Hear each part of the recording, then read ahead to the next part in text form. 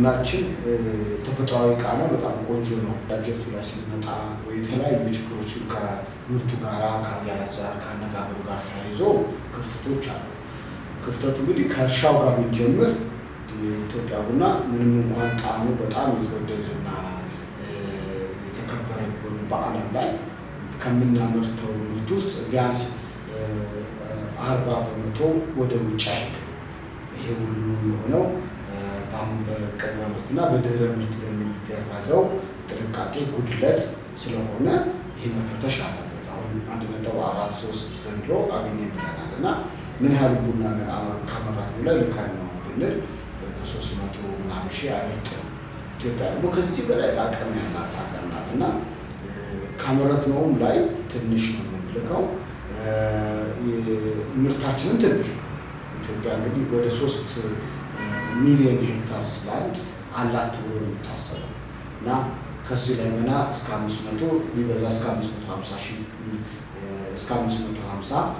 ሺህ ሄክታር ብቻ ነው በቡና ተሸፍኗል ተብሎ በጥናት ኤግዛክት መጠኑ ባይታወቅም በዚህ ሬንጅ ውስጥ ነው ማለት ነው።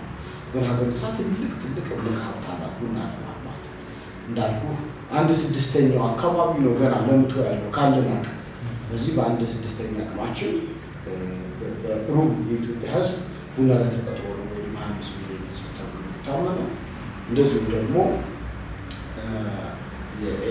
ከ700 ሺህ ገበሬዎች በላይ በቡና ላይ ቀጥተኛ ተሳታፊና ተጠቃሚ ናቸው። በከተማ ውስጥ ብዙ እድሎችን የፈጠረ ነው። በገጠሩም በሩራል ኤሪያ በከተማም ከፍተኛ ስራ ተፈጥሯል። የውጭ ምንዛሪ እንደምታየው በአማካኝ 35% ያህል ውጭ ምንዛሪያችን የሚገኘው ከቡና ነው።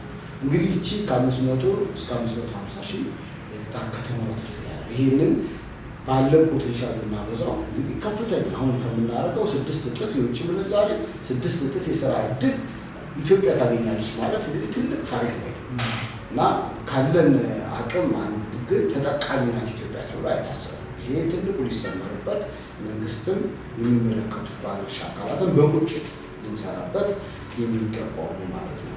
ስለዚህ በዋናነት አሁን ካለን እንኳን ላይ በምርት አያያዝ እና በቅድመም በድህረ ምርት አያያዝ ይህን አልጎለት ካለ ወደፊት በጣም ተሻሽሎ ከቡና አለቃቀም፣ አደራረቅ፣ አያያዝ፣ አቀማመጥ ጋር በተያያዘ እንደዚሁም ኤክስፖርት አደራረቅ ጋር ያለው አካሄዱ መፈተሽ አለበት። ከዚህ በተሻለ ሁኔታ ይህ ጉድለቱን ወይም ሎሱን መቀነስ መቻል አለባት ኢትዮጵያና ብዙ ፓርቲ ያመረትነው 70-80% ወደ ውጭ ሄዶ ለአገሪቷም ተጨማሪ ውጭ ምንዛሬ ተጨማሪ ስራ ዕድል እንዲፈጠር መደረግ አለበት ያስባል። እንደ ተግዳሮት ከምናነሳው ነገር ከምናመርተው ምርት ውስጥ በጣም እስከ 40% ያላነሰው ምርት ወደ ውጭ ስለማይላክ ይሄ ትልቅ ሀገሪቷ ችግር ነው እና ብዙ መላክ እንድንችል ቅድም ያልኩ እንደ ቅድመ ምርትና ድህረ ምርት አያያዛችንን በደንብ መፈተሽ ይኖርብናል። ከገበሬ አንስቶ ኤክስፖርተሮች እስከሚገባ ከኤክስፖርተሩ ደግሞ ወደ ዓለም አቀፍ ገበያ እስከሚገባ ድረስ ማለት ነው።